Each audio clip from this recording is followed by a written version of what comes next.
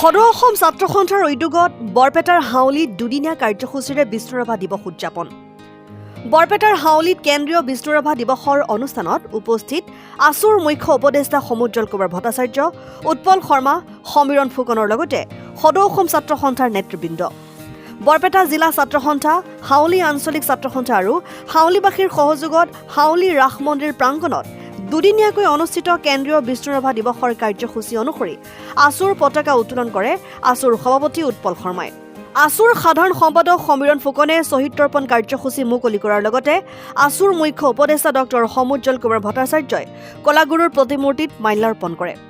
কেন্দ্ৰীয় বিষ্ণুৰাভা দিৱসৰ কাৰ্যসূচী অনুসৰি ইয়াৰ পৰৱৰ্তী সময়ত মুকলি সভা, স্মৃতিগ্ৰন্থ উন্মোচন, বিশেষ সম্বৰ্ধনা আৰু জনগোষ্ঠীয় সাংস্কৃতিক সমাৰোহ অনুষ্ঠিত হ'ব। মহাপুৰুষ শংকৰদেৱ আৰু মাধৱদেৱৰ পিছতে আমি অসমৰ সমাজ জীৱনে নাম লৈ আছোঁ। ৰূপকোঁৱৰ জ্যোতিপ্ৰসাদ আগৰৱালা, কলাগুৰু বিষ্ণুপ্ৰসাদ ৰাভা, নটসূৰ্য ফণী শৰ্মা, ভূপেন দালৈকে সকলো লোক সংস্কৃতিক সাধক আৰু জুবিন গাৰ্গলৈকে এই সকলো শিল্পীৰ আমি নাম লৈছোঁ আৰু সকলো শিল্পীৰ সৃষ্টিক সৰুগত কৰি আমি আগবাঢ়ি গৈছোঁ। কাৰণ শিল্পী সদায় ৰাইজৰ শিল্পী হয়।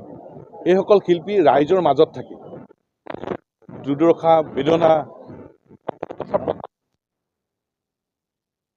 ৰাইজক সন্মুখৰ পৰা নেতৃত্ব দি আহিছে।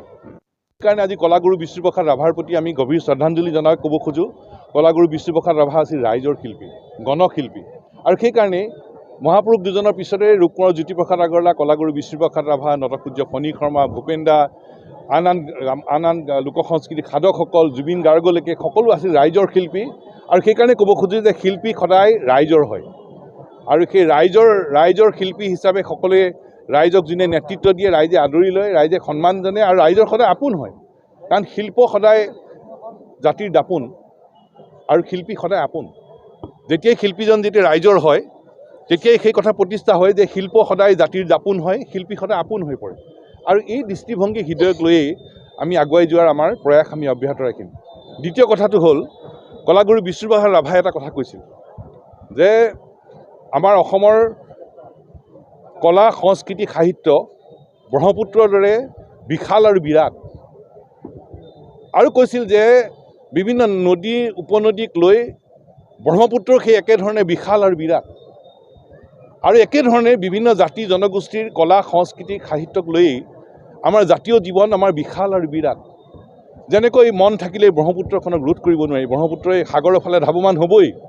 মন কৰিলেই ব্ৰহ্মপুত্ৰক যেনেকৈ ৰুধিব নোৱাৰি, একেধৰণেই অসমৰ কলা, সংস্কৃতি, আমাৰ সাহিত্য, আমাৰ জাতীয় জীৱন, বিভিন্ন জাতি জনগোষ্ঠীৰ মাজত থকা আমাৰ সম্প্ৰীতি, আমাৰ সংহতি, ইয়াক কোনোবাই ইচ্ছা কৰিলে আঁচুৰ পেলাব নোৱাৰিব, ইচ্ছা কৰিলে স্তব্ধ কৰিব নোৱাৰিব। কোনো প্ৰতিক্ৰিয়াশীল শক্তি, কোনো বিভাজনকাৰী শক্তিয়ে তাক ৰুধিব নোৱাৰিব। ই গতিশীল হ'বই, ই ধাৱমান হ'বই। আৰু সেইকাৰণে কলাগুৰু বিষ্ণুপ্ৰসাদ ৰাভাৰ প্ৰতি শ্ৰদ্ধাঞ্জলি জনাই আমি সকলো প্ৰতিক্ৰিয়াশীল শক্তি, বিভাজনকাৰী শক্তি, খিলঞ্জীয়া বিৰোধী শক্তি ক'ব খোজোঁ, কলাগুৰু বিষ্ণুপ্ৰসাদ ৰাভাৰ ভাষাৰে মন থাকিলেই যেনেকৈ ব্ৰহ্মপুত্ৰক ৰুধিব নোৱাৰি, সেইধৰণে মন থাকিলেই অসমৰ খিলঞ্জীয়া মানুহৰ ভাষা, সংস্কৃতি, আমাৰ সাহিত্য, আমাৰ একতা আৰু সংহতিক, আমাৰ ঐক্যবদ্ধ যাত্ৰাক কোনো ৰুধিব নোৱাৰে। ই গতিশীল হ'বই, ই ধাৱমান হ'বই। আৰু একে সময়তে আমি ঘঁওতে শিল ক্ষয় যায়, প্ৰত্যেকবাৰে আমি কৈ থাকোঁ, ৰূপকোঁৱৰ জ্যোতিপ্ৰসাদ আগৰৱালাৰ নামত, কলাগুৰু বিষ্ণুপ্ৰসাদ ৰাভাৰ নামত, আমাৰ ভূপেন হাজৰিকাৰ নামত বহুত কাম কৰিবলগীয়া আছে। গতিকে আজি আমি কলাগুৰু বিষ্ণুপ্ৰসাদ ৰাভাৰ প্ৰতি শ্ৰদ্ধাঞ্জলি জনাই ক'ব খোজোঁ, কলাগুৰু বিষ্ণুপ্ৰসাদ ৰাভাৰ নামত গুৱাহাটী বিশ্ববিদ্যালয়, ডিব্ৰুগড় বিশ্ববিদ্যালয়, অসম চুক্তি মৰ্মে স্থাপন হোৱা তেজপুৰ বিশ্ববিদ্যালয়ত এখন আসন স্থাপন কৰিব লাগে, গৱেষণাৰ পৰিকল্পিত ব্যৱস্থা ল'ব লাগে আৰু অসমত কলাগুৰু বিষ্ণুপ্ৰসাদ ৰাভাৰ নামত এটা গৱেষণা প্ৰতিষ্ঠান স্থাপন কৰিবৰ কাৰণে চৰকাৰে ব্যৱস্থা ল'ব লাগে। প্ৰণালীৰ নাম, তেওঁক কেৱল কলাগুৰু বুলি যদি সামৰি সুতৰি ৰাখিবলৈ বিচাৰোঁ, তেখেতৰ অপূৰ্ব অৱদান আমি প্ৰাপ্য মৰ্যাদাৰ পৰা বঞ্চিত কৰাৰ দৰে হ'ব।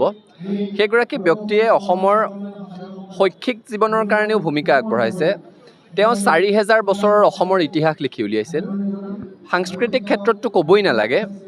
আৰু আমি প্ৰায় শুনো যে তেওঁ উত্তৰাধিকাৰী সূত্ৰে পোৱা ২৫০০ বিঘা মাটি দান কৰি থৈ গুচি গ'ল আৰু তাতেই এতিয়া তেজপুৰ বিশ্ববিদ্যালয়খন আছে বুলি মানুহে কোৱাকুই কৰে। কিন্তু বিষ্ণু ৰাভাৰ অপূৰ্ব জীৱনশৈলী সন্দৰ্ভত গৱেষণাৰ প্ৰয়োজন আছে। তেখেতৰ সৃষ্টিৰাজি নতুন প্ৰজন্মৰ মাজত বিলাই দিবৰ কাৰণে সেইবোৰৰ সংৰক্ষণ আৰু গৱেষণাৰ প্ৰয়োজন আছে। তেওঁ লিৰিকি বিদাৰি চুই যোৱা সমলসমূহৰ সংৰক্ষণৰ প্ৰয়োজন আছে আৰু তাৰ কাৰণে এটা পৰিকল্পিত ব্যৱস্থা লাগিব। আৰু সেইকাৰণে আমি ছাত্ৰ সন্থাই দাবী জনাইছোঁ যে অসমৰ অন্ততঃ ডিব্ৰুগড় বিশ্ববিদ্যালয়, গুৱাহাটী বিশ্ববিদ্যালয়ত বিষ্ণুপ্ৰসাদ ৰাভাৰ নামত এখন আসন সৃষ্টি কৰিব লাগে আৰু যাতে তেওঁৰ সন্দৰ্ভত গৱেষণা কৰিব পাৰি, তেখেতৰ সৃষ্টিৰাজিৰ সংৰক্ষণ কৰিব পাৰি আৰু বিশ্বৰ যিকোনো প্ৰান্তৰ মানুহ আহি যাতে বিষ্ণু ৰাভাৰ বিশাল সত্তাটোক উপলব্ধি কৰিব পাৰে, অসমৰ নতুন প্ৰজন্মই যাতে বিষ্ণু ৰাভাক বুকুত লৈ আগবাঢ়ি যাব পাৰে, তাৰ কাৰণে সেই সংৰক্ষণৰ প্ৰয়োজন আছে। আৰু আমি সেইকাৰণে চৰকাৰক ক'ব বিচাৰিছোঁ যে আপোনালোকে নিকটৱৰ্তী পশ্চিমবংগৰ পৰাই শিকক। পশ্চিমবংগই নিজৰ কবিগুৰুগৰাকীৰ শান্তি নিকেতনখনক বিশ্বৰ অন্যতম পৰ্যটনৰ কেন্দ্ৰ কৰি গঢ়ি তুলিলে। কাজী নজৰুল ইছলাম তেওঁ বাংলাদেশৰ জাতীয় কবি, কিন্তু সেইখিনি সময়ত অবিভক্ত ভাৰতবৰ্ষৰ স্বাধীনতা সংগ্ৰামত অংশ লৈছিল। তেওঁ যিটো কাৰাগাৰত তেওঁক চলিটেৰী কনফাইনমেণ্ট দিয়া হৈছিল, একাকিত্বৰ জীৱন কটাইছিল, সেই কোঠৰীটোক সজাই পৰাই তোলা হ'ল, সংগ্ৰহ কৰা হ'ল। তেওঁলোকৰ যামিনী বন্দ্যোপাধ্যায়, তাৰাপ্ৰসাদ বন্দ্যোপাধ্যায়, এইসকল যিসকল তেওঁলোকৰ সাহিত্যিক আছে, তেওঁলোকৰ সাংস্কৃতিক কৰ্মী আছে, সকলোৰে ঘৰবোৰ সংগ্ৰহালয় হিচাপে গঢ়ি তুলিছে। কিন্তু আমি প্ৰতি বছৰে কৈ থাকিব লাগে ভূপেন হাজৰিকাৰ টালিগঞ্জৰ ঘৰটোৰ কথা, আমি কৈ থাকিব লাগে সম্বলপুৰৰ লক্ষ্মীনাথ বেজবৰুৱাৰ ঘৰটোৰ কথা, আমি কৈ থাকিব লাগে মাটিয়াবাগৰ প্ৰতিমা বাইদেউৰ ঘৰটোৰ কথা, আমি কৈ থাকিব লাগে যে বিষ্ণু ৰাভাৰ ঘৰটো উৱলি গৈছে। এইটো দুৰ্ভাগ্যজনক।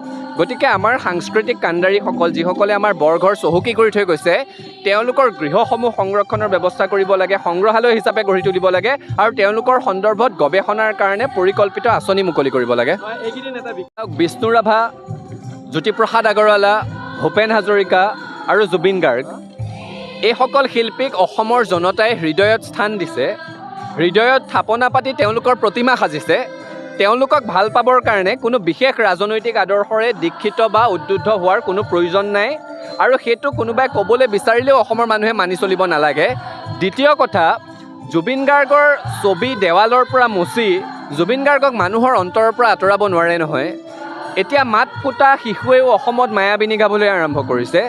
অৰ্থাৎ জুবিন গাৰ্গক অসমৰ মানুহে অন্তৰত ঘৰ দিছে, আৰাধ্যৰ ৰূপ লৈছে। জুবিন গাৰ্গৰ ফটো দেৱালৰ পৰা মুচি দিব পাৰিব, জুবিন গাৰ্গৰ প্ৰতিমূৰ্তি কোনোবাই ইচ্ছা কৰিলে ভাঙি দিব পাৰিব, কিন্তু হৃদয়ৰ থাপনাখনৰ পৰা জুবিন গাৰ্গক কেনেকৈ আঁতৰাব? জুবিন গাৰ্গৰ সৈতে এই ধৰণৰ হেতালি খেলি থাকিলে তেওঁক অপমান কৰা নহয়, বৰঞ্চ অসমীয়া মানুহৰ মনত তেওঁৰ প্ৰতি মৰম, তেওঁৰ প্ৰতি সন্মান 10 গুণ বাঢ়ি যায়। আৰু এই কথাটোৱে প্ৰমাণ হয় যে জীৱিত জুবিন গাৰ্গ এচামৰ কাৰণে যেনেকৈ সংশয়ৰ কাৰণ আছিল, মৃত্যুৰ পাছতো জুবিন গাৰ্গ কায়িকভাৱে নোহোৱা হৈ যোৱাৰ পাছতো তেখেতৰ সত্তাটোৱে যে বহুতক আমনি কৰি আছে, সেই কথাটোৱে আমাক আমোদ দিয়ে। News desk report, N24 Assam.